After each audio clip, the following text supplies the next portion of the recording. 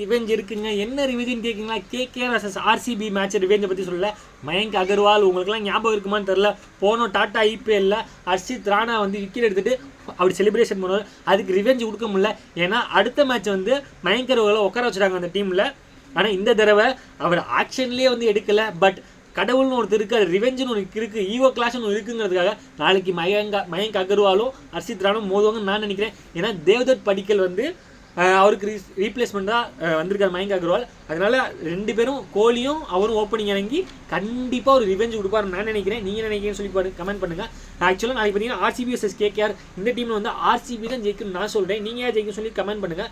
ஏன்னு கேட்குறீங்கன்னா, S Hazlewood இல்லை, ஆனால் ஏசல்வுட் வந்திருக்காங்கன்னு சொல்லியிருக்காங்க. அது எந்தளவு உண்மைன்னு தெரில. ஆர்சிபி நல்ல வின்னிங் மூமெண்ட்டில் இருக்காங்க, நல்ல காம்பினேஷனில் இருக்காங்க. ரஜத் படிதாரும் வந்திருக்கான்னு சொல்லி அஃபிஷியலாக வந்திருக்கு. பட் எந்த அளவுக்கு உண்மைன்னு தெரில. டாஸ் போட மாதிரி தெரியும் ஜித்தேஷ் சர்மாவா இல்லை ரஜத் படிதாரான்னு கேப்டன் சொல்லிட்டு. அதே மாதிரி கிங் கோலி ஜக்கப் பெத்தல் இருக்கான்னு சொல்லி எனக்கு தகவல் வந்திருக்கு. அவங்க ரெண்டு பேருமே நல்ல சால்ட் வேறு இருக்காரு. 3 பேருமே இருக்காங்க.